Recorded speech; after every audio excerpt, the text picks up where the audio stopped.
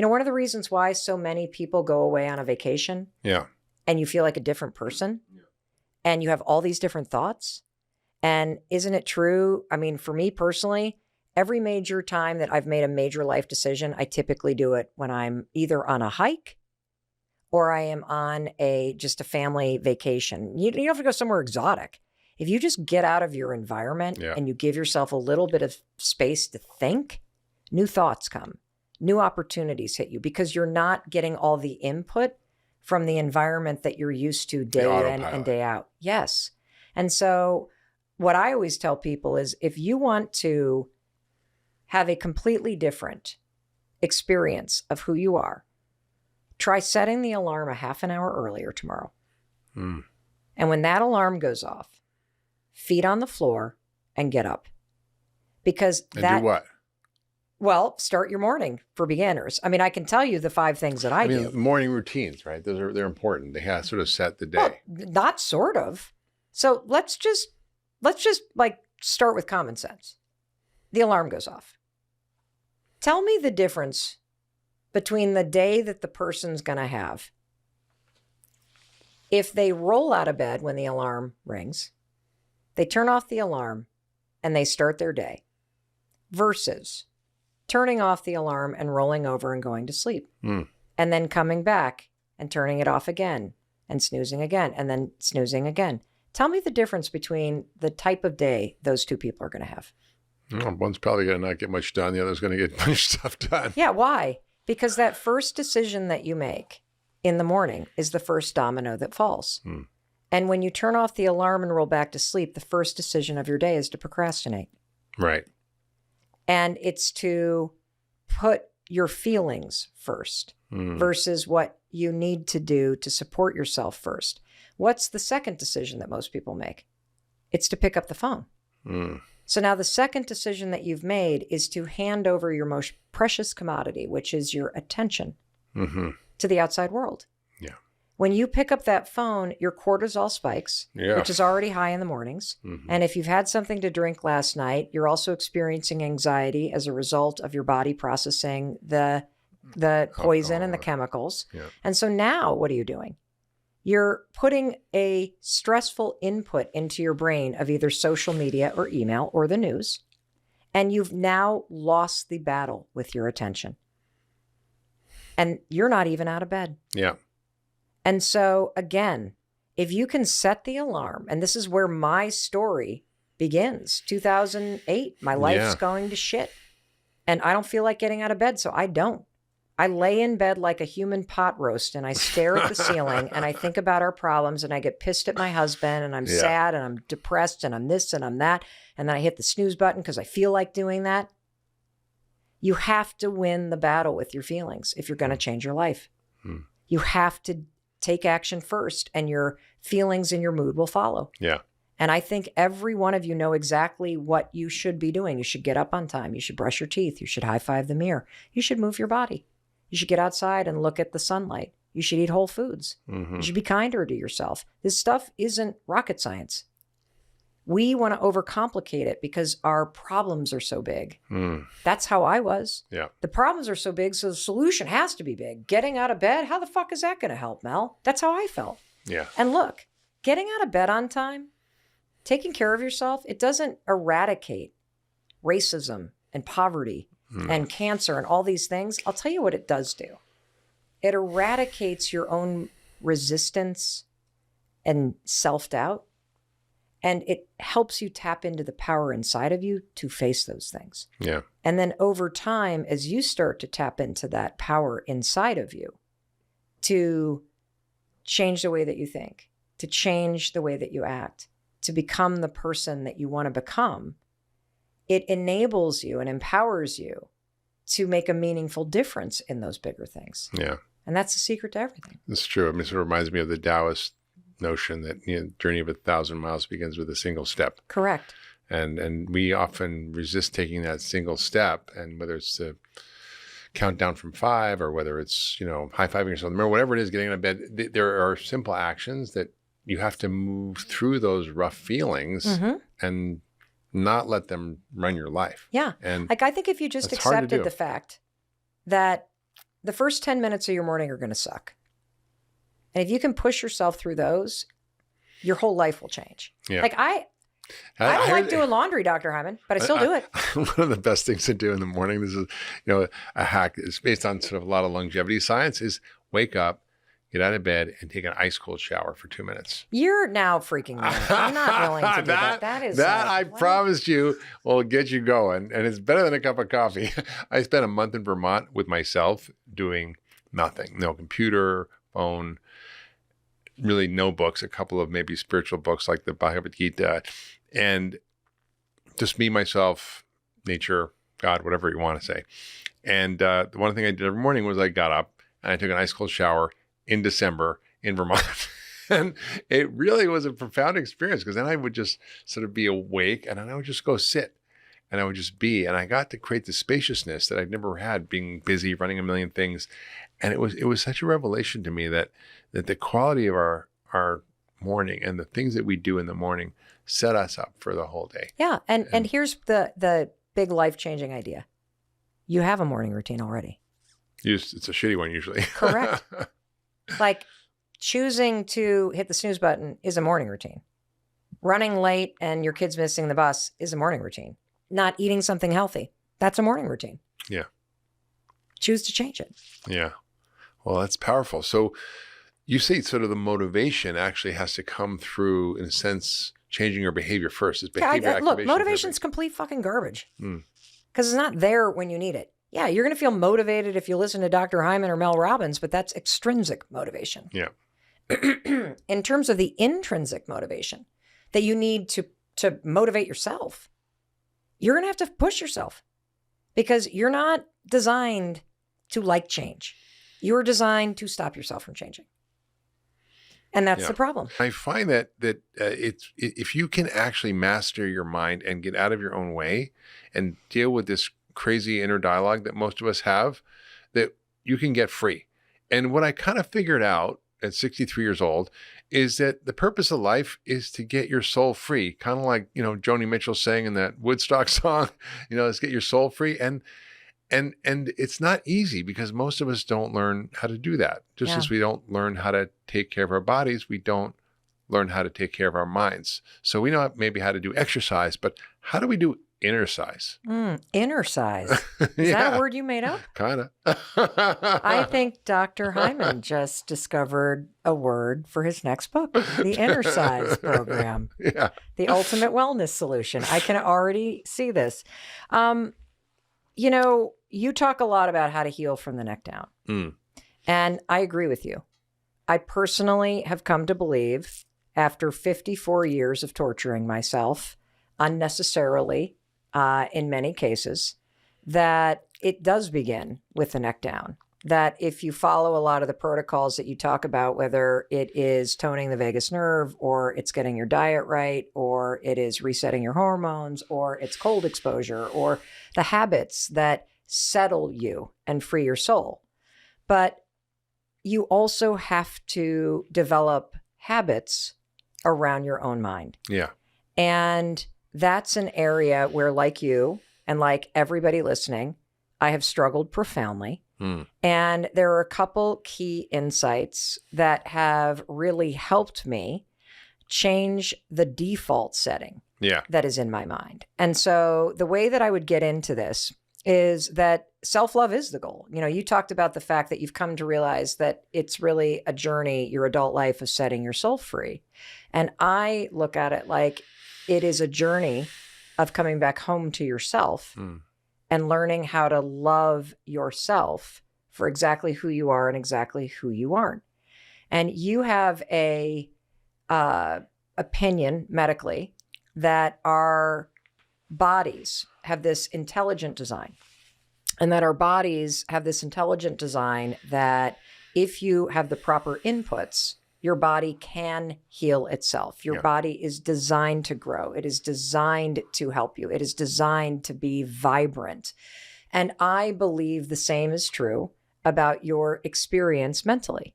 And that if you stop and think about the fact that when you are born into this world, you come into this world needing, of course, other human beings in order to survive. I mean, we as a species, we cannot just pop out like a deer and get up on our hind legs and start running around and figuring things out.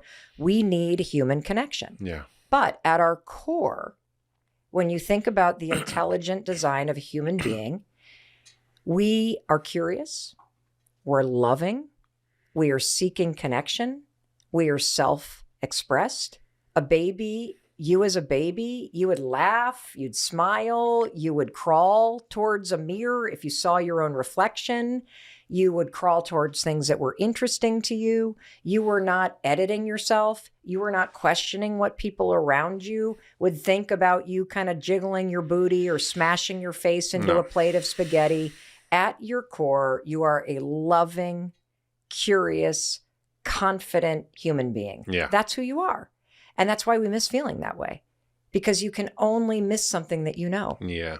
And so what happens to all of us, and this is no fault, this is just part of the human journey, is that we now know, and you talk about this on your show, that part of your core memories and your imprint mentally, in terms of your mental patterns, happen between 0 and 5 when your brain is in a theta state and you are largely nonverbal, and your little brain is absorbing everything at hyper speed. And what it absorbs are the speaking patterns and the emotional patterns and the emotional tone of the household that you grew up in. Ooh, that's a scary thought. Well, it's true. Yeah. It's true. And so by the time that you start to be able to attach words to your reality, you have adults correcting you, and you also have a biological demand, which is I need food, I need to be part of this family in order to survive, I need love. And so you start to figure out how to survive or thrive in the environment you grew up in. Yeah. And so these core coping skills start to develop. You don't even realize it's happening. These opinions that you have about yourself that are largely coming from other people. Yeah. So most of us did not receive the love that we needed in the way that we could really process it as love, right? Yeah. It's not necessarily a function of abuse or trauma or any of this other stuff. There's this term that I love called parental mismatch. Yeah. Parental mismatch. Yeah. Your parents may have been absolutely awesome human beings, but when it comes to what you needed, there was a mismatch. And what happens in human design is that when you as a child don't get what you need, or you get yelled at, or something bad happens to you, which happens to everybody, we're not wired in a way to say, my parents are fucking screwed up. We're not wired that way. You know what parents are? What? Parents are people who have kids. Yes. They have no training, no experience. And they're just repeating the patterns that were repeated on them largely without even realizing it. And so if you get bullied at school, if you experience racism, if you experience some sort of abuse or neglect or emotional whatever in your home, you don't go, those people have a problem. You go, there must be something wrong with me. And that's where it begins, Dr. Hyman. And it happens to everybody, where you prioritize the need to fit in. Or survive in any way in your family if it's screwed up, which most of our families are not perfect. Yep. Or to keep the peace, or to not get hurt, or to please the people around you. You figure out how to adapt very quickly based on the environment that you're in. And for almost all of us, that means I got to put other people's expectations, other people's opinions about what's going on, everybody else's emotional reactions above what I need. Because remember who you are at your core. You are a loving, self-expressed, curious person who wants to connect with people and wants to share yourself. That's who you are at your core. And at some point during your childhood, it happens to all of us, we internalize a message that there's something wrong with who we are. And in order to fit in or survive or be accepted or get the love or the praise that we are seeking, we have to be somebody other than who we are. And that's where the mindset shit goes sideways. because you start to actively tell yourself, I don't fit in there. That person's pissed at me. I got to be like this. There must be something wrong with me if nobody's asking me out on a date. My mom's always criticizing the way that I look. Why do I look different than other people? Why am I the only black kid in the class? Why am I like my family immigrated here and there's nobody else in it? And you start to see all the places that you're not a part of. And all of these things compound, and it traps us in a narrative in our own minds where we beat the shit out of ourselves. We pick apart the things that are wrong. We're constantly, relentlessly just focused on what we're not doing. Yeah. And it's a very dark place that most people live in. Yeah, it's really true. I mean, and often people don't realize it. And, I thought I had my shit together. When did you realize you didn't? And I mean, I know over the years, I realized I have, needed work to do, because I understood that my family of origin, was problematic, that my stepfather was a rageaholic, that my father was sort of absent, abandoned us, that my mother was depressed. I mean, I had to navigate a very kind of unsafe environment and be a people pleaser and take care of broken people. And I mean, all these habits and patterns that, be around people who were failures and wanted to not be a failure. So I had all these things that were driving me unconsciously or consciously. But, when I really kind of woke up was when I realized that I struggled with love. I'd been married 3 times, divorced 3 times. And I'm like, wait a minute, what is going on in there? In many areas of my life, I have success and things are great. And I have a great community and great friends and so much is great. But in this one area, I was like, why is this such a problem? And I really, until I took the time to investigate, I call it soul archaeology, to investigate what was going on and to unpack my inner dialogue and to write it down. I literally wrote down all the stupid shit my head was saying every minute. What were you saying to yourself? Oh my God, I'm embarrassed. That's why I want you to say it. What is the stuff you were saying? Wait, is this me interviewing you? Yeah. So basically I had this belief that, I think that was underlying it, that I wasn't kind of worthy, that, I didn't really deserve to have love. That I had this sort of needy inner dialogue. Yeah. That was feeling a lack and scarcity, that I felt this emptiness and this hole that I was trying to fill, and that I wasn't ever going to be able to fill it. And so I was constantly doing that. And I realized it was because, and again, these sort of sins of our fathers are visited upon their children, right? It's like my mother was the child of deaf parents, and she had to take care of them from a very early age, and she took care of them, and they were beautiful people and very loving, but she thought that love was taking care of somebody broken. And then my mom was depressed, and she used me as her therapist as a little kid, and then I thought love was taking care of broken people, or people pleasing and doing all these things that really weren't serving me. Right. And once I sort of began to realize that, I began to call in my higher self, whatever that you want to call it is. Yeah. But there's some part of your soul being that knows what the truth is. Well, I think it's the part of you when you're born. Yeah. It's actually who you are. But most of that is not what's running our inner dialogue. Correct. And so that was not running my inner dialogue. So I began to do this practice where I would write down all the stupid shit my head would say, and then I would write back to myself from my higher self. Yes. And it was really effective. I did this for months and months and months. And I was able to really unpack some of this sort of stuff. And once I kind of realized also what this wounding was as a kid and why I felt emptiness, and actually was in part because this movie called Coda, that was about this young girl who was hearing and grew up in a deaf family, just like my mother. And that just broke me open. And I was literally on the floor sobbing for days. And I got to release a lot of it. And then it kind of reset my nervous system. It was almost like a real reset. But I've sort of struggled with some of that. And so going through that process, I realized each of us has to be on our own journey. And each of us has to sort of look at where are the areas where we don't love ourselves. And I thought, I love myself. I'm real good. I feel good about myself. I'm successful, blah, blah, blah. But the truth was, there was a part that I really didn't. And I didn't really fully accept and love myself.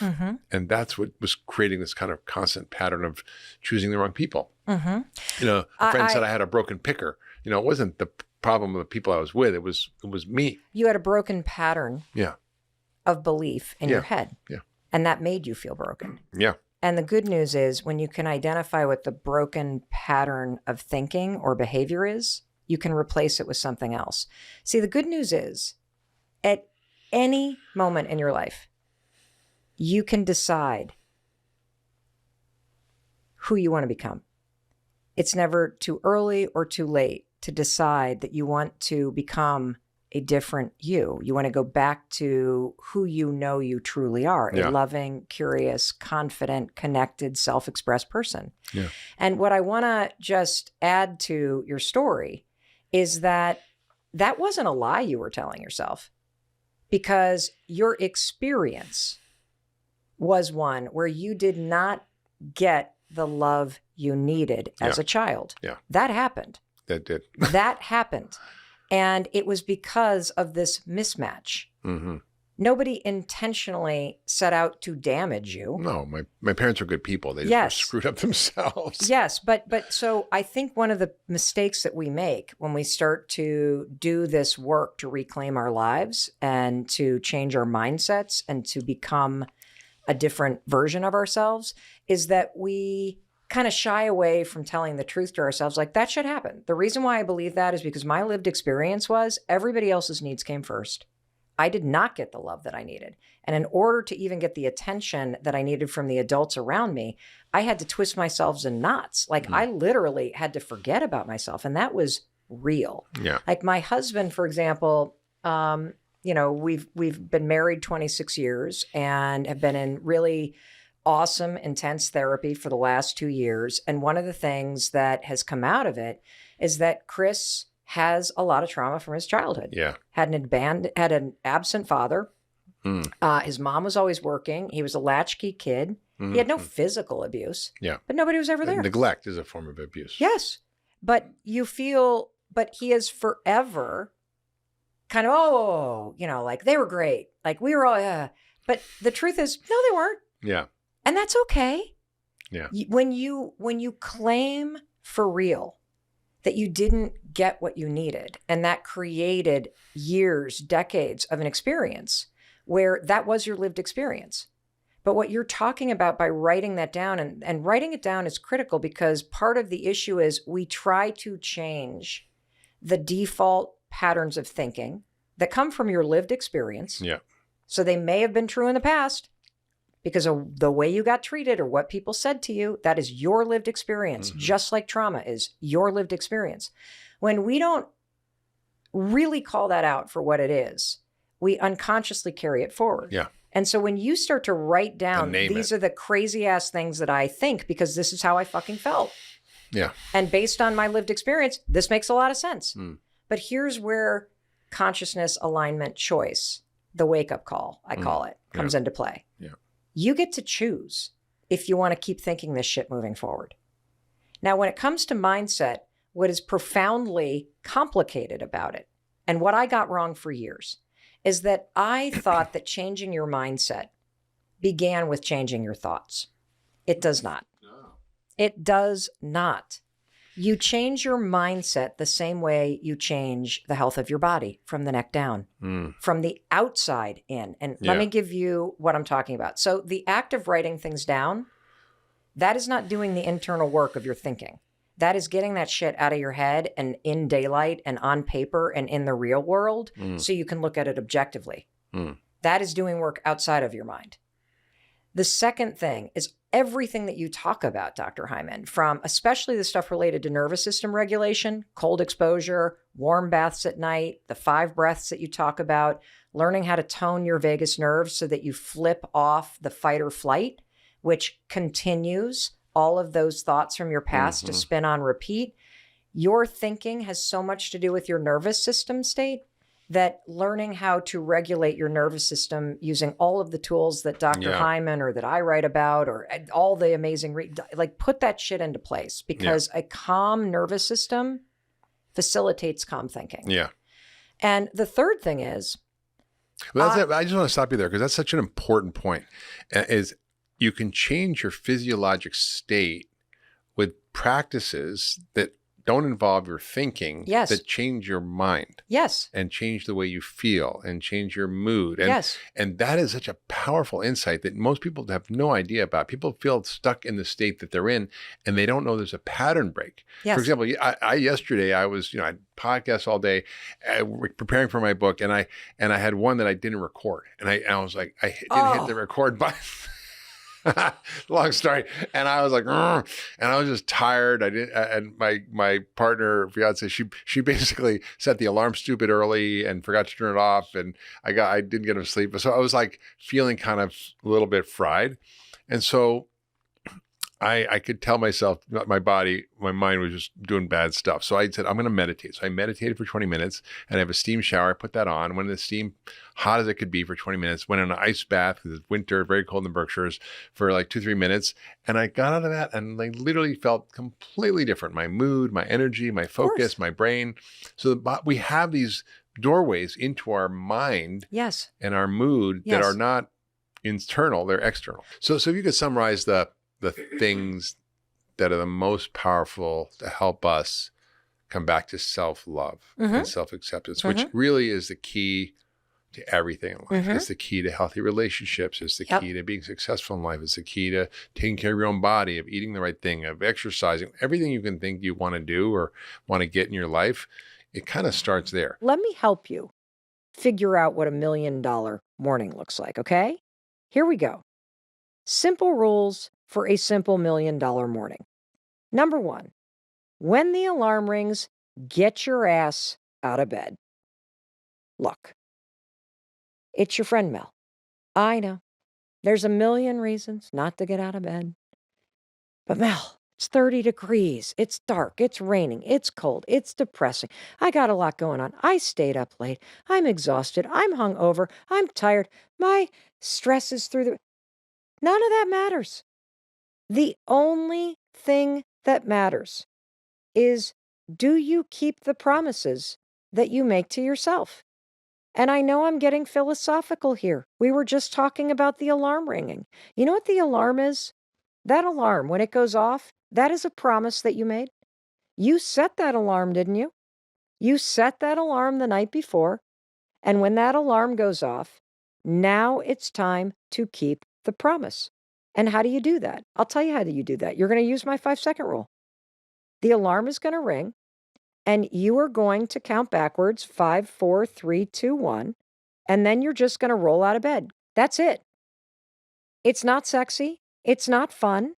I have been getting out of bed this way for 14 years, and I still have to count backwards every single morning, 5, 4, 3, 2, 1, because I don't like getting out of bed. I do not have the discipline to get out of bed. If I have the choice any day of the week to lay in a warm, cozy, amazing bed with bamboo, silky sheets and my husband sleeping next to me, or roll out of bed into the cold bedroom and start my day, I will choose the warm bed every day of the week. But that's not the conversation you and I are having, are we? We're not talking about comfort. We're talking about simple discipline. We're talking about the promises that you need to start to make. We're talking about doing things that are hard and uncomfortable. Why? Because you deserve to have the life that you want. And sometimes feeling like $1 million for the whole day means you got to feel like shit for about 5 seconds. And that's what it's going to take. And this is also about keeping promises. If you can't rely on yourself to get up when the alarm rings, how the hell are you going to rely on yourself to do the really hard stuff? To have the hard conversation, to blow off the party and work on your resume, to get serious about your songwriting career or the second act that you want to create, or finally meeting somebody who's not got so much childhood trauma that you're their therapist and not your lover. If you can't roll out of bed simply because you said you would, when the going gets really rough, you're going to bail on yourself, which is why getting up when the alarm ring matters. Now, there's a second reason why. So the first reason is you're building a level of integrity. You're keeping that promise. The second reason why I don't want you to sit there and lay in bed and I want you to get your ass out of bed when the alarm rings is because let's just between friends talk about what we're doing as we're laying there in bed. We're looking at social media. We're indulging our anxiety. We're experiencing trauma triggers. We are riding the wave of cortisol and stress hormones that are flooding through our brain and body. We're bemoaning the hangover we feel. We're spinning negative thoughts about the day ahead or the stuff we didn't do or all the regrets we have because we can't remember what happened last night. That's what you're doing in bed. Let's be honest with each other. Is that what the new you wants to do? Of course not. That's the other reason why, when the alarm rings, rule number 1 to the $1 million morning, get your ass out of bed. Why? Because you're a winner, and you got no time to lay in bed like a loser, like Mel Robbins used to be, and listen to that bullshit and feel those awful feelings. Get your fucking ass out of bed and get on with your day and show your body who's boss, and don't indulge that bullshit in your mind, because the longer you listen to it, the louder it's going to get. And look, I get it. Some days it's really hard. I don't give a shit. All that negative stuff is lying to you. 5, 4, 3, 2, 1. Shut it down and get your ass up. Because the fact is, if you want a new life, you're going to have to fight for it. If you want $1 million in the bank and financial freedom, you're going to have to work for it. This stuff isn't easy, but it's simple. But you have to do it. So, number 1, alarm rings, ass out of bed. And here's the final thing I want to talk about when it comes to this. Why are you doing this? You're doing it for you. You see, I think for years and years and years, you were getting out of bed for other people. Think about it. When you were little, when would you get up? You would get up because mom was yelling at you to, or dad was yelling at you to. You were getting up because you had to get to school or make the bus or get to work, or you get out of bed because you got to get the kids up, or you get your aging parents up. That ends today. Today, when that alarm rings, it is a fucking wake-up call. Ding, ding, ding. Your life is here, and it's time for you to get up for you. So, tomorrow morning, we're not waking up for somebody else. We're not laying in bed and listening to that bullshit, because you get to make a choice. You can choose to do what you've always done, which means you're going to have what you've always had, or you can make a choice to show up as the new you. You can make a promise that you're going to not only wake up, you're going to get up for yourself, that you, my friend, are going to become the driver of your life. And that bullshit story, I'm not a morning person. Fuck morning people. Who cares? This is not about whether or not you feel like it. This is about you building the discipline because you deserve to, because that's the kind of person that you are. And let's also tell one more truth. If I needed you, you would get your ass out of bed for me. If somebody that you loved needed you to set that alarm an hour earlier because they needed a ride to the airport, or they needed somebody to go to a doctor's appointment, or heck, they just needed you to be there for them, you would do it. And so today, starting today, I want you to do it for yourself. And if you can't do that, then let me tell you the science. Okay? You want to know the scientific reason why you should never hit the snooze button? Let me hit you with some neuroscience here. 2 words: sleep inertia. That's right, sleep inertia.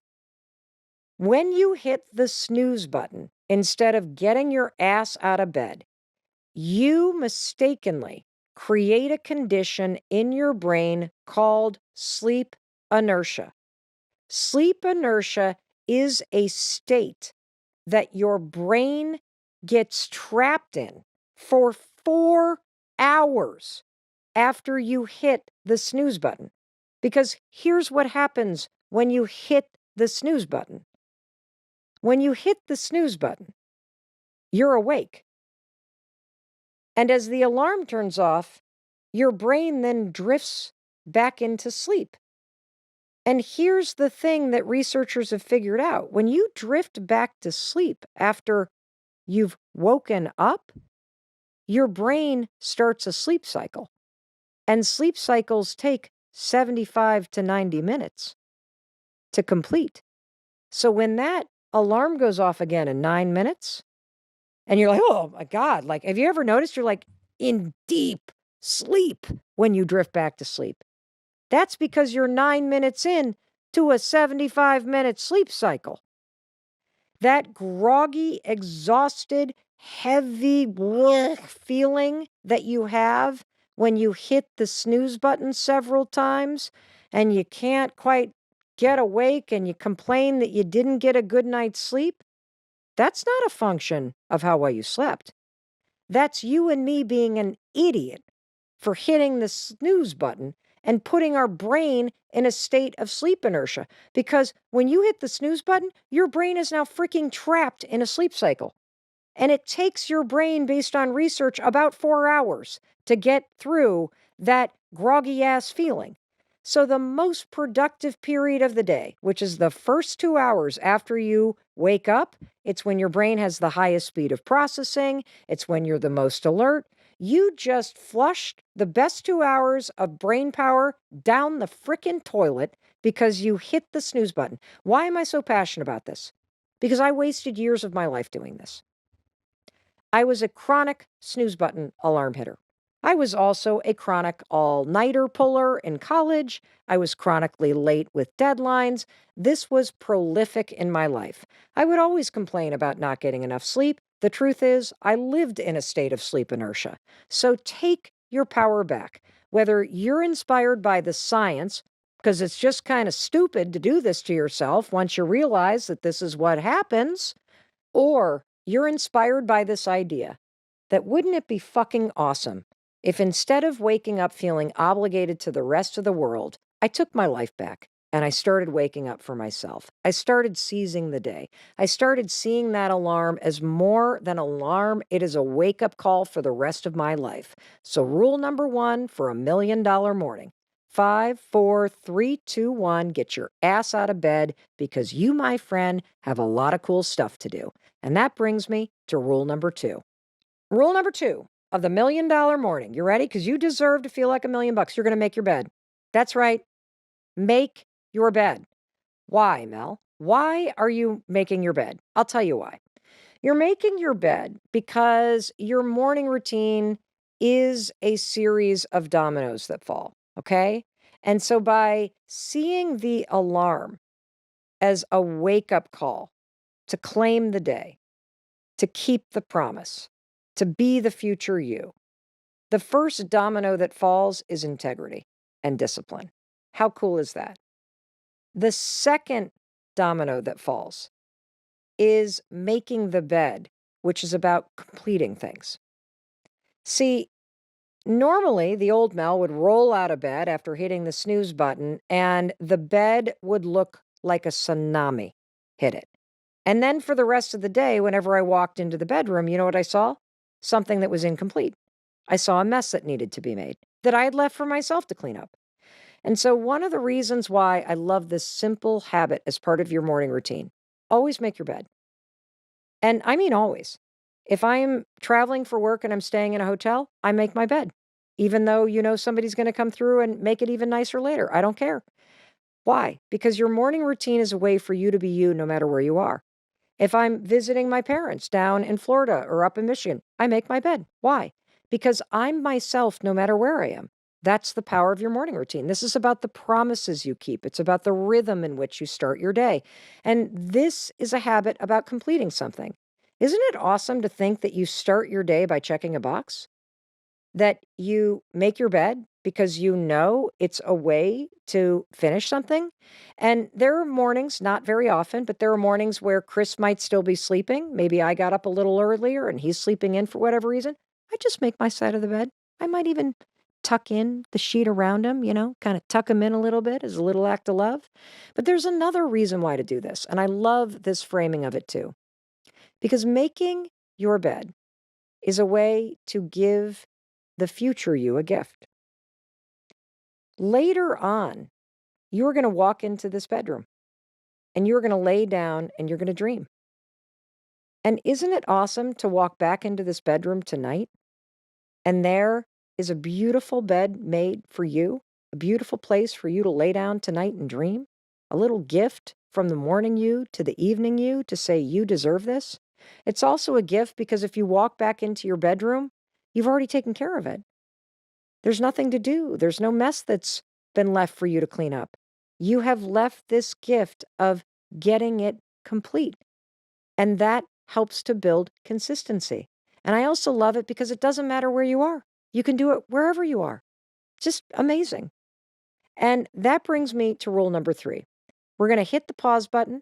We're going to hit a word from our sponsors. I love our sponsors because they help me bring this show to you at zero cost.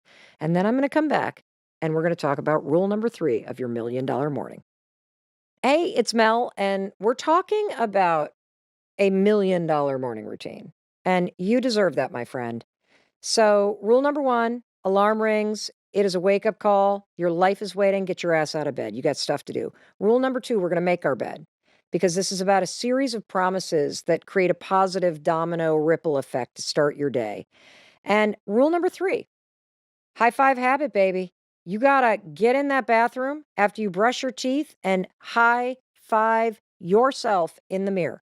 Now, I did a whole episode about this, but I'm going to explain it for those of you that are brand new. Here's how we're going to do this.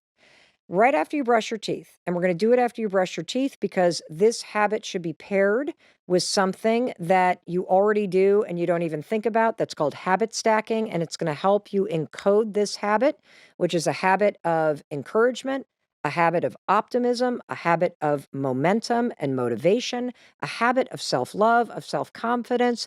This is an incredible science-backed 1-2 punch that all comes down to simply high-fiving yourself in the mirror. So you brush your teeth. You better brush your teeth. I don't even have to say that as part of your morning routines, because please do not go out into the world with dragon breath or yellow carpet on your teeth. We're not doing that here on the Mel Robbins Show. All right. I'm assuming that your $1 Million Morning includes scraping the crap off your teeth. So when you're done flossing, brushing, rinsing, spitting, put the toothbrush down. Take a moment. Look the human being in the eyes. You know who I want you to see? I want you to see the future you. I want you to see the $1 million you. I want you to see all your hopes and dreams in the hands of the person in that mirror. And I'll tell you something. That person deserves your support. That person needs your support. And that person needs you to keep a simple promise every single day. You're going to start your day and your $1 Million Morning with a little huddle with yourself. You're going to set an intention with yourself as you stand there after brushing your teeth. This is so grounded in research. You got to get your mind right. You're going to stand there and decide, who am I going to be today? Is today a day about peace, about freedom? Is it a day about momentum, courage? How am I going to show up today for myself? Who am I going to be? And then when you're ready, just like a winning team does, you are going to raise that hand and you are going to high five the future you in the mirror. You are going to send yourself into the game of life, knowing that no matter what happens today, you're a winner. You can do this. You can still win. You are going to do your best. You're going to try. You're going to shake off the bullshit that comes your way. And you're going to get out there and you're going to make it a great day. And the thing that I love about this, and again, I have covered the science in this in the episode that we released called The Most Important Habit You Can Have This Year. The first episode we released in January of 2023. It is a game changer. My husband is also on that episode, and it's crazy emotional because he describes what happened to him when he added the high five habit to his $1 Million Morning routine, the breakthrough that he experienced, because you deserve to feel like $1 million bucks. And you don't feel like $1 million bucks when you're beating the hell out of yourself. And you don't feel like $1 million bucks when you're dragging shame and regret and failure with you. And the high five habit is the science-backed, fast-tracked, research-backed way to plow an entirely new neural pathway and relationship with yourself into your brain, body, mind, and spirit. I'm so passionate about this, but we spent a whole episode on it. So just trust me when I tell you, $1 Million Morning includes the high five habit. You are going to add a high five in the mirror to your future self and set an intention as part of your morning routine. Alrighty. Rule number 4, move your body and move your mind. Now, I need to say something because I haven't said it yet. And I forget to say this because I just think it's like something you need to do. It's like so obvious. And that is, have you noticed what I haven't done yet? I haven't looked at my phone. And I want to be very clear about this. You are to get your ass out of bed without looking at your phone.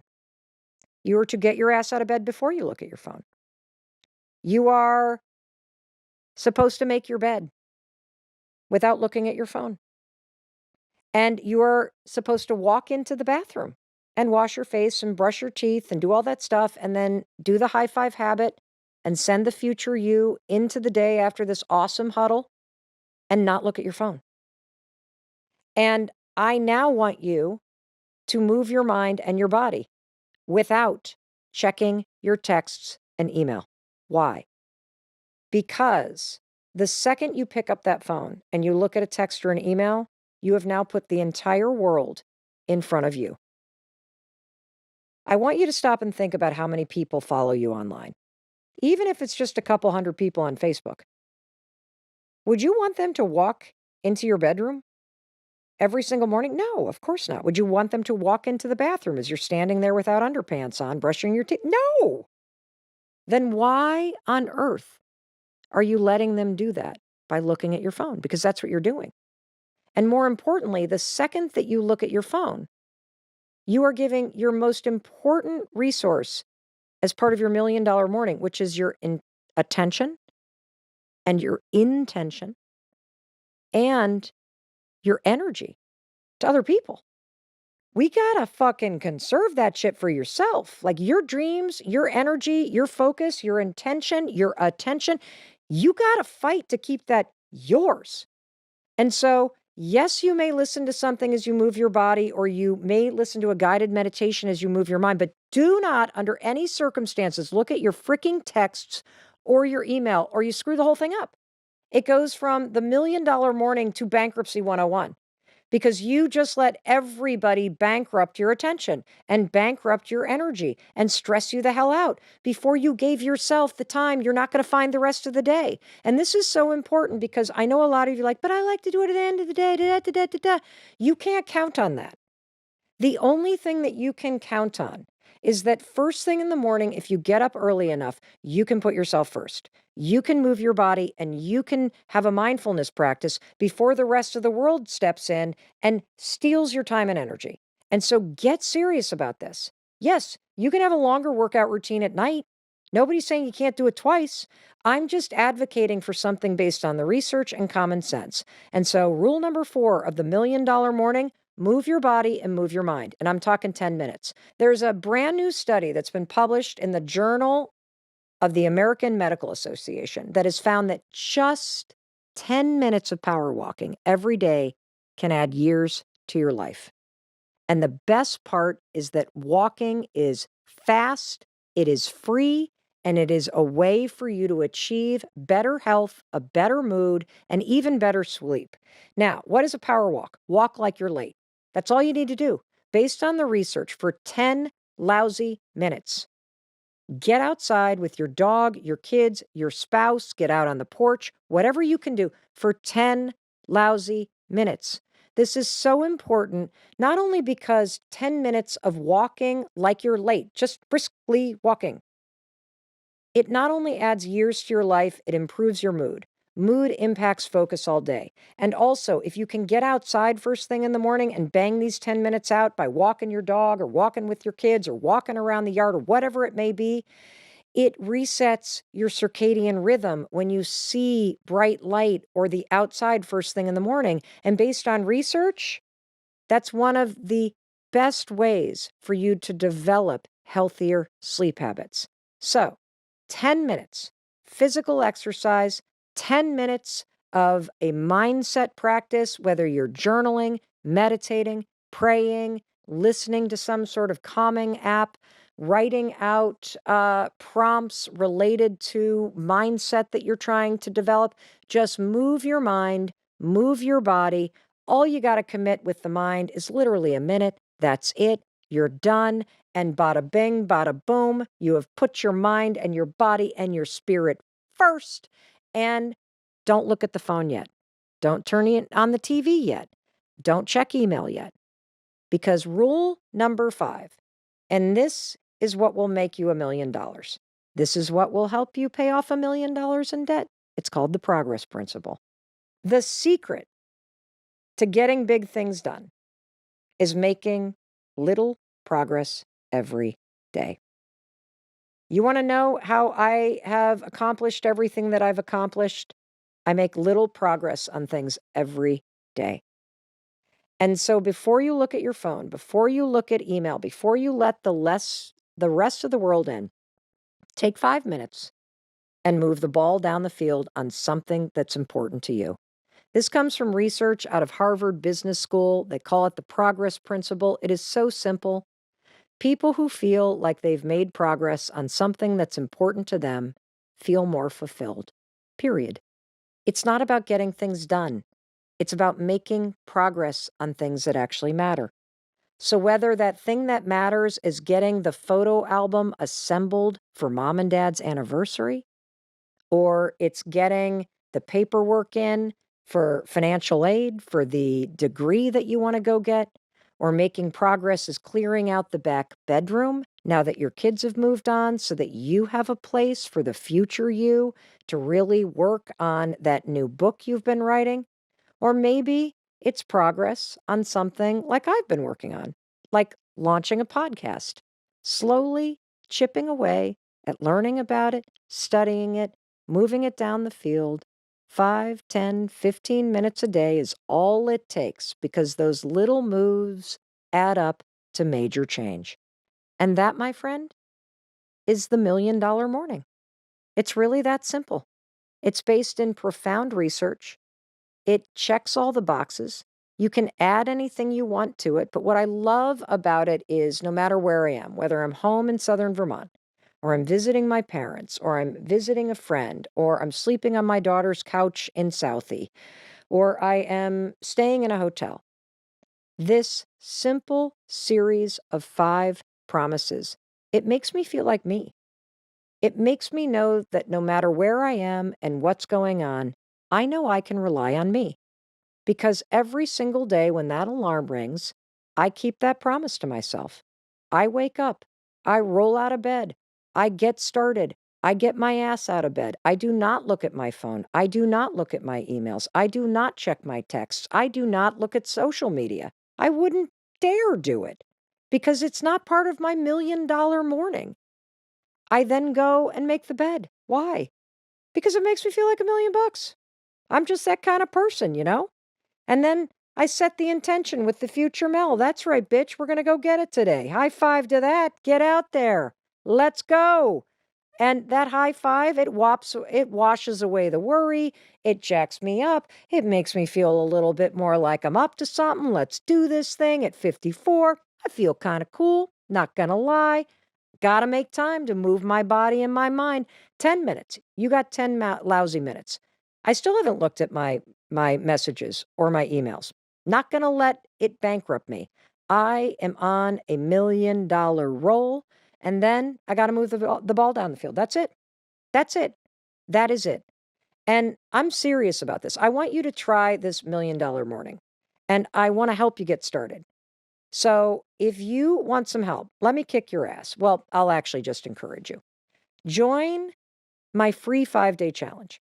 I created this to help you put this into practice. I say this all the time. We're not just here for listening. This is a doing podcast. And so we created the no-cost Wake Up Challenge for you. Go to melrobbins.com/wakeup. Start tomorrow. Tens of thousands of people have already completed it. And in the challenge, you learn more hacks, tips, science, research, all kinds of things that will not only motivate you, it's going to help you become the future you. That's what this is about. And you know why we're doing this? Simple. Because I love you. And I believe in you. And I believe that you can do this. You can create a morning routine that makes you feel like $1 million. You can keep a set of simple promises that helps you create the foundation to achieve your goals. And trust me when I tell you, it will be worth it. The starting point, if you are feeling like either, and I think there's a lot of people that have good jobs and feel like their life is good, but they still find themselves. That was me. Criticizing, like I'm sitting there this morning looking at, I need to put cover up here. I need to do this. Oh, I need to get my roots done. All, like you said, all the little picky things. And as opposed to stopping and appreciating taking a moment. Yeah. And, here's the thing. And, we can unpack the science, because I think the reason why I was this is so powerful is it's not a mantra. It's a physical action and habit that your own brain watches you do, because you do it in a mirror. And, between the dopamine drip that your brain gives you when you receive a high five, to the programming and neural association that you already have in your mind, in your subconscious with a high five, to the celebratory energy that is hardwired in your body, there are 4 extraordinary benefits backed by science that you will get, no matter who you are, where you are, or what you're facing in your life, if you add a high five in the mirror to your morning routine, no matter how cheesy, stupid, and weird it sounds. So number 1, you get a boost of dopamine, which boosts your mood. Number 2, you literally silence your critic, because the programming associated with a high five is already in your brain. So when you raise your hand and go to high five yourself, your prefrontal cortex is paying attention. But as soon as it recognizes that a high five is coming, it grabs the programming from your subconscious. A high five says, I believe in you. I love you. I see you. Keep going. Shake it off. You can face this. I'm with you. A high five has never in the history of high fives meant you're a bad person. You're going to fail. Fuck off. I hope you lose. Right. So your brain's programming with a high five shuts up your inner critic and overrides it. That's benefit number 2. Benefit number 3 is your mind is watching. A high five is not just some gesture. A high five demonstrates to your own brain that you treat yourself with kindness, respect, and support. And as your brain every morning sees you taking this action of kindness, support, celebration, and love for self, your brain starts to plow new neural pathways related to your identity. That's number 3. Number 4 is you feel a little jolt of energy that comes from your nervous system, because your nervous system is hardwired for celebration, and your nervous system knows exactly what a high five is. And so every single morning in 5 seconds or less, you can give yourself those 4 benefits backed by science that have been proven to work for more than 140,000 people in 91 countries in the last 48 days. That many people have gone through a 5-day challenge online with me. Not a single person in that challenge, not one, has said it hasn't worked. And here's the thing. It's 5 seconds and it's free. So what have you got to lose? And why would you want to do it? But hold on a second. Why would you want to do it? If you got bills that you can't pay, if you've got shame and regret, if your life is a hot mess, if you're surrounded by clutter, I guarantee you, you make yourself fucking wrong over it. Imagine the difference if instead of starting your day by ignoring yourself or beating yourself up and trashing yourself about how cluttered the bathroom sink is and how you haven't even gotten to this yet.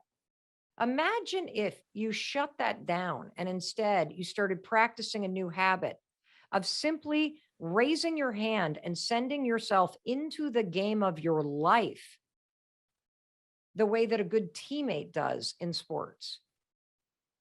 Wouldn't that help you open one, Bill? Wouldn't feeling encouraged help you attack the clutter in your calendar?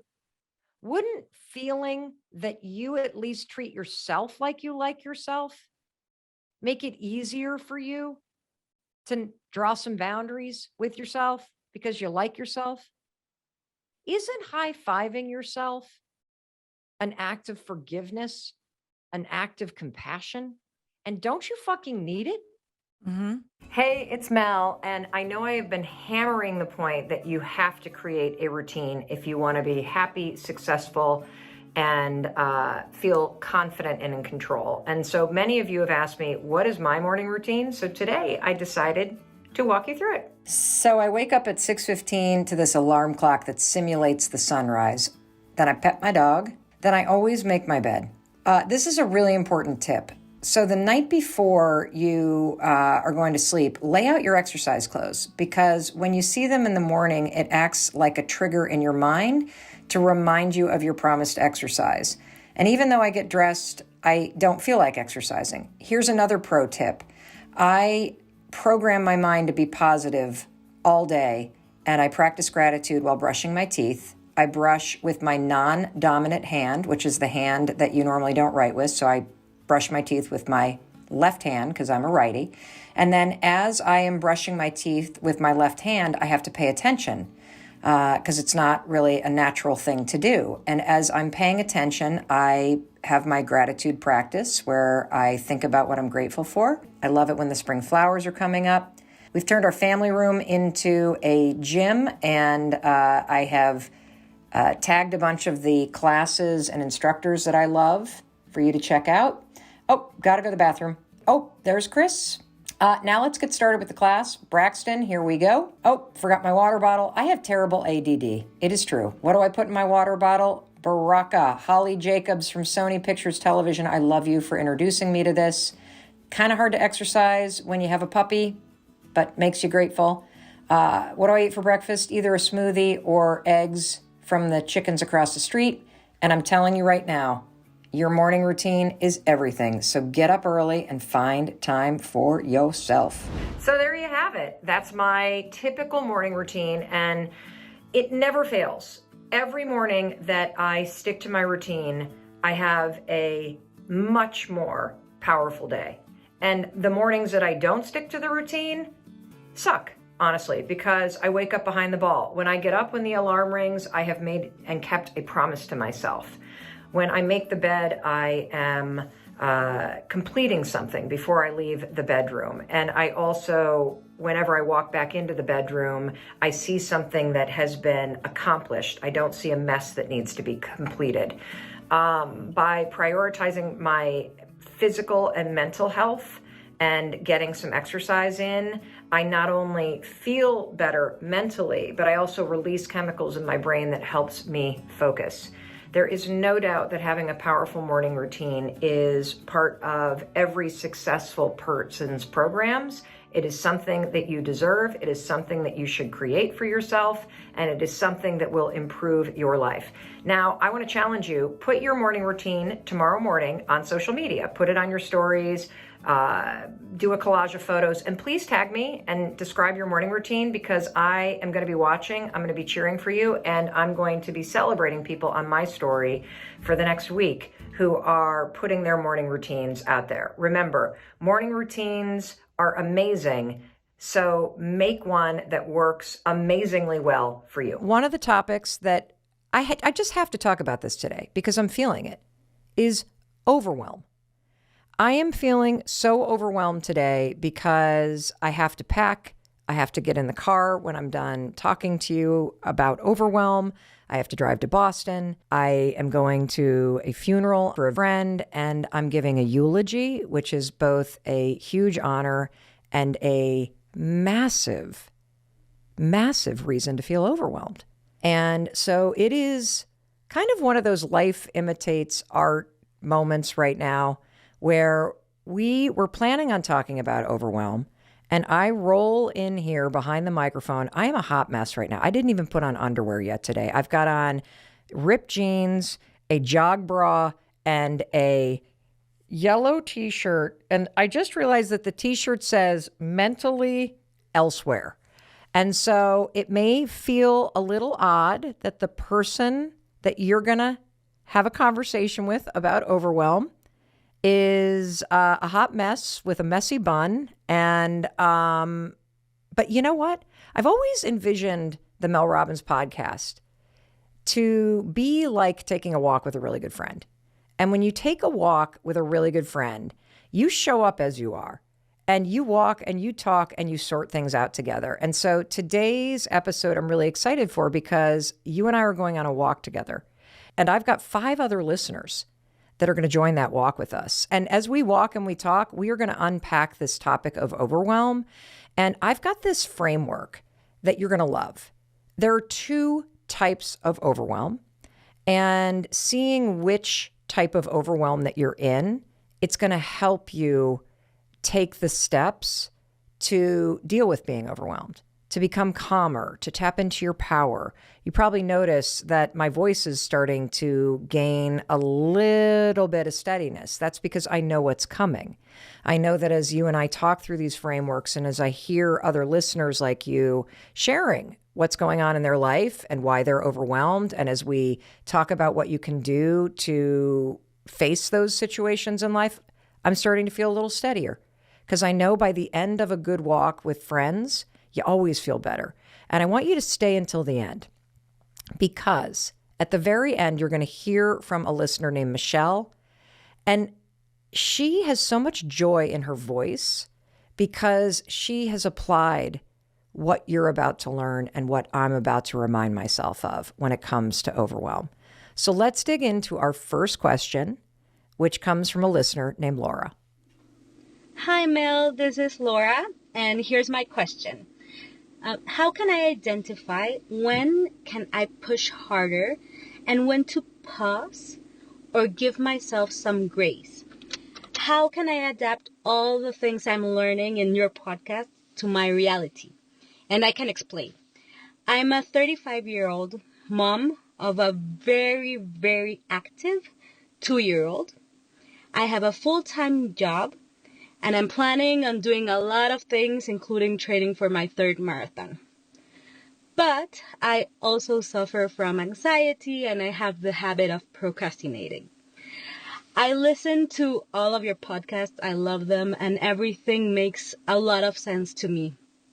And I really want to do all the things that you teach us to become the best version of myself. But the truth is that almost every day, life happens, and I end up doing nothing. Like, I wake up, I make breakfast, get my kid ready for school, get myself ready for work, and I'm off to work by 8:30 a.m., and then I have a full time of work, and I finish work around 5:30 p.m., then I get home, and I try to be with my kid. At 7:30, we start our night routine. And by 8:30, when my baby boy hopefully is asleep, I feel exhausted. I only want to have dinner and go to bed. But I also want to fit in a morning routine, exercise, time to work in the 1,000 things I have in my to-do list, social life, and the list of things that I want to do in one day goes on and on and on, including meditating, cooking better food. It goes on. How can I prioritize and adapt $1 million morning routine to my reality? Should I expect more from myself? Should I push harder, maybe at night, wake up earlier? Or should I just do what I can? How do you fit in time to do all the personal growth when it really feels I do not have the time and physical or mental energy to do it? Thank you very much, Mel. Oh my gosh, Laura, I'm so glad you're on the walk today. Because hearing you list off all the things you need to do, I suddenly feel less overwhelmed. I mean, can we just have a laugh about that? That when somebody else is more overwhelmed than you, you're like, oh, okay, thank God, it's not just me. So one of the things I want to say to you, Laura, and to you listening, is that life is a marathon, not a sprint. There are times in your life where it's going to be overwhelming all the time. And one of those times is when you have kids that are not yet in a full school day. I remember those chaotic days of trying to get our kids out the door in the car to daycare so I could get to a full-time job, commute in, work all day, commute back out, make it back to daycare in time before daycare closed and they started to fine you and you feel like the world's worst parent because you're showing up when the lights are off and your kid is there alone, and then get home and then transition and then get them into it is exhausting. And one of the big lies that we tell ourselves when it comes to overwhelm is we tell ourselves, if I just hurry, I can fit more in.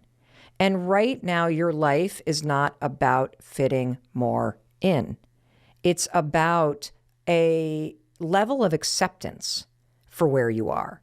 Because I hear in what you're talking about this resistance that you don't have enough time, that you can't fit it all in. And the truth is, you're doing the most important thing in the world right now. You are taking care of a small child. You are working. You are taking care of yourself. And that is what you need to focus on. And you listening, you might not have a little kid at home anymore or at all, but maybe you're taking care of aging parents. That was my friend Joni. Joni was the primary caregiver for her mother for the last 2 years as she was slowly dying and suffering from dementia. I never saw Joni. Why? Because she was in a very draining situation where she was caring for somebody with a chronic illness, and all she could do was get up, do that, take care of herself, go to sleep. And that brings me to this framework for overwhelm that has profoundly helped me.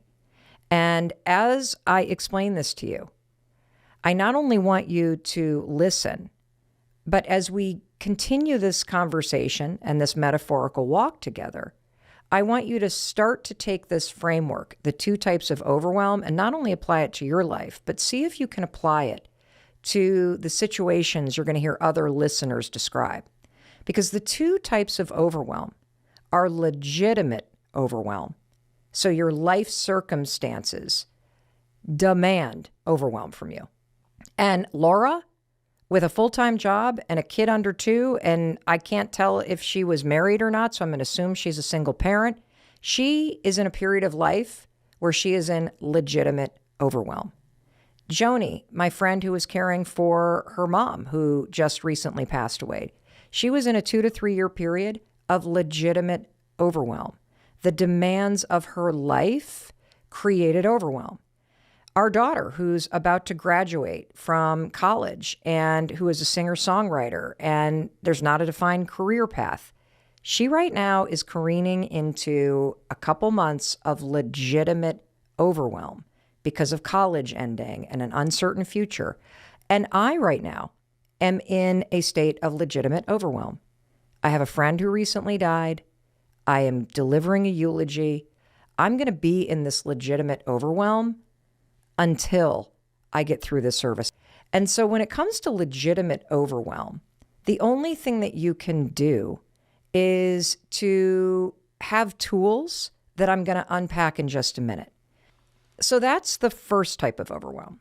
Now let me explain the second one. And the second one is where most of us live. The second type of overwhelm is lifestyle overwhelm.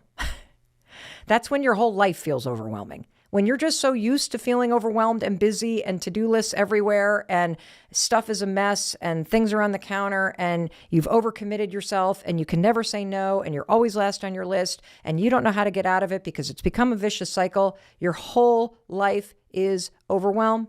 That's the second type of overwhelm.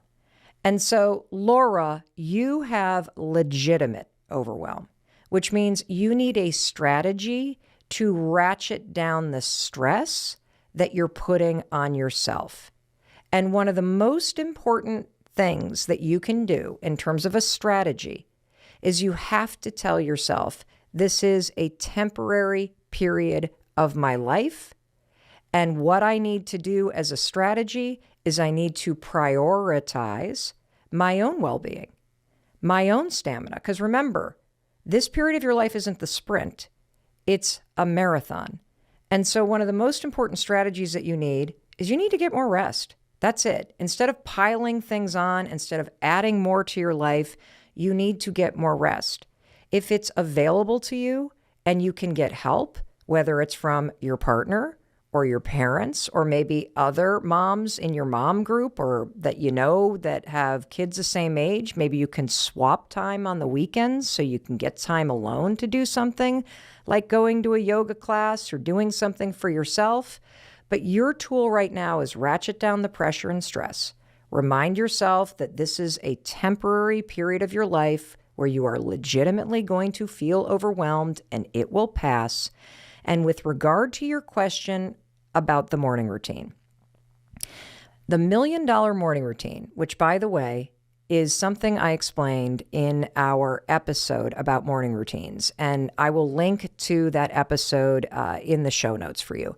But my $1 Million Morning Routine, which is grounded in science and helps me feel like $1 million and gives my days structure, it's 20 to 30 minutes long, tops. I don't care how overwhelmed you are, you can fit it in. You get up when the alarm rings, you make the bed, you high-five the mirror, you pull on your exercise clothes, you get outside and get a little bright light, and that could even mean sticking your head out of a window if you can't leave your 2-year-old, but you could take your 2-year-old on a walk, and you spend 10 to 20 minutes moving your body. And you can do that in front of your laptop by streaming a workout. You do those things every 20 minutes, and you will feel less stressed, you will feel less overwhelmed, and you will feel less resentment and pressure to fit it all in.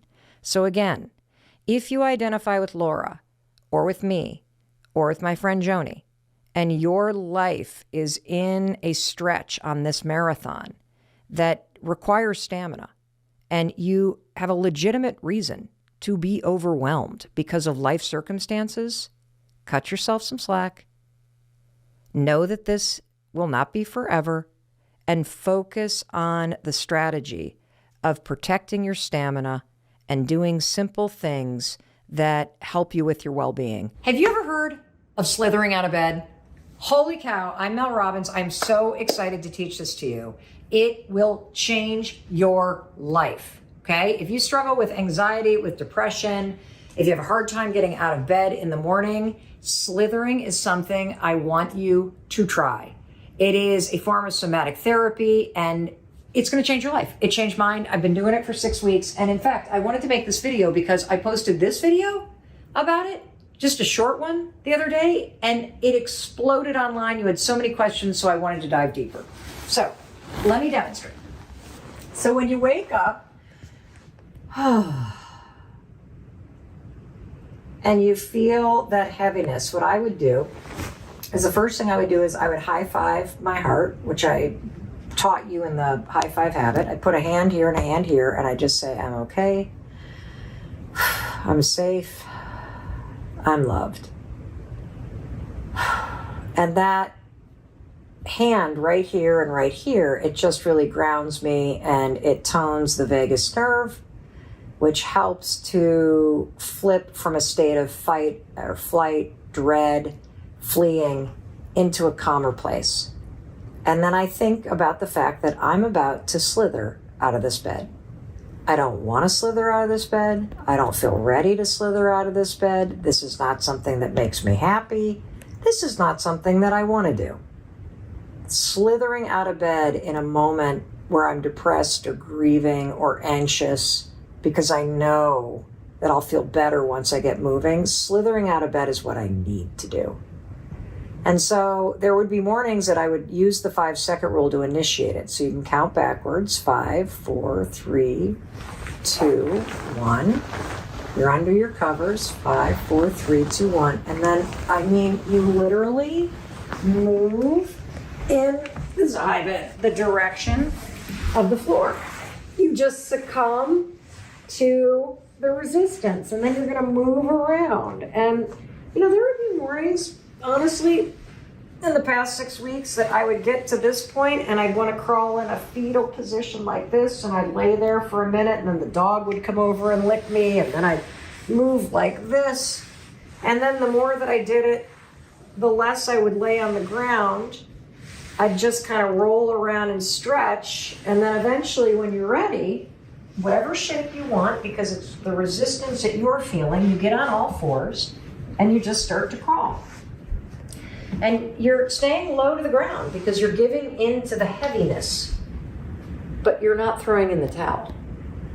You're moving with it. You're moving through it. And at some point, as you're crawling, you will feel ready to just stand up.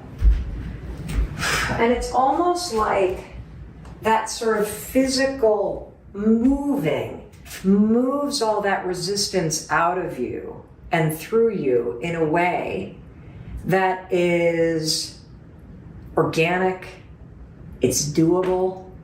It feels like, in a weird way, it sort of acknowledges and honors the depression and the grief or anxiety or sadness or overwhelm that you're feeling. And it's super empowering because you don't have to feel energized or motivated. And there's a lot of mornings where I don't. And knowing that I can use this technique to embody and move with the heaviness inside me as a way to move through it and get my power back, it's absolutely incredible. So I want you to try it. I want you to try slithering. I'm going to answer some of your questions because you guys blew up my DMs and my comments when I posted that video. How long have you been practicing the slither and why did you start? Well, I've been practicing for 6 weeks, and I started because my therapist recommended it as a way to feel empowered while I was facing so many changes in my life that felt too big to bear. That even though life is overwhelming, you still have power inside you to move through the things that are scaring the hell out of you right now. And sometimes you don't have to muster up a ton of strength. Sometimes all you got to do is slither. Seriously. When would I use this technique? Well, you would use this technique, I think, any moment where it's just too much to bear. Like I kept saying to my therapist, intellectually, I know that I need to get up. Intellectually, I know that this kind of period from 5:30 a.m. until 10:30 a.m., that it's going to get better with time. But physically, I can't push through it. And I'm starting to get scared of it. And so that's when she said, I think you need to lean into it. I think you need to take an embodied approach. And so I think anytime you feel that way, whether you're on the couch or maybe for you, it's not getting up in the morning, maybe you spend so much time at night kind of unwinding from the day that you have a really hard time getting from the couch to your bed. So maybe for you, it's like an end of the day transition from one place that you're sunk into your bedroom.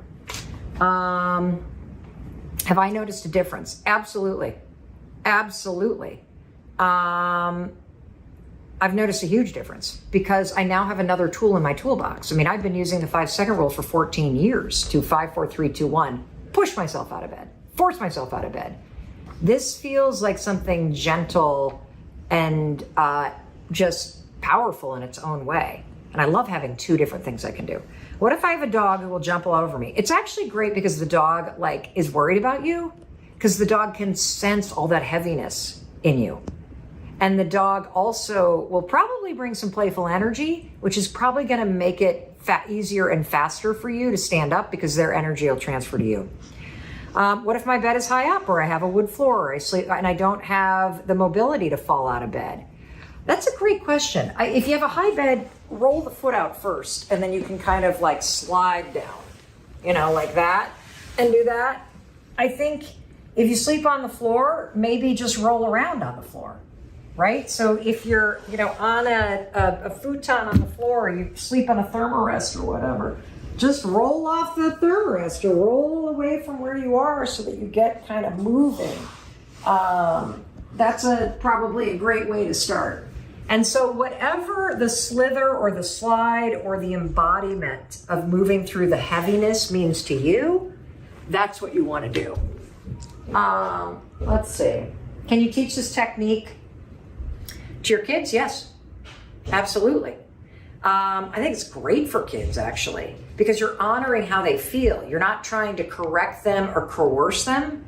you're actually creating a deeper connection with them because you're honoring that they don't want to get out of bed. And so it's a morning and you're going to slither, you're going to slide out of bed so you can have fun with it.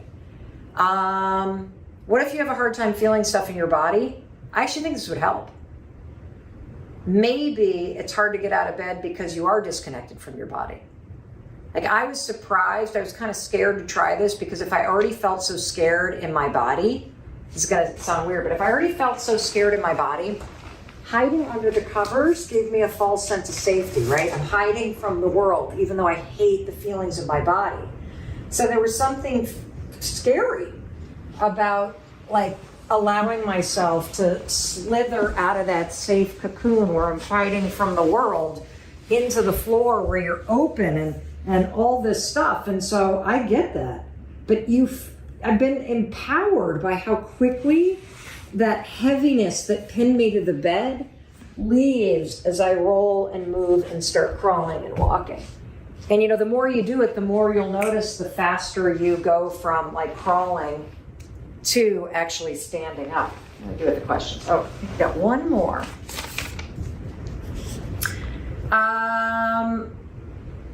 Can I use somatic therapy in other areas of my life? Absolutely.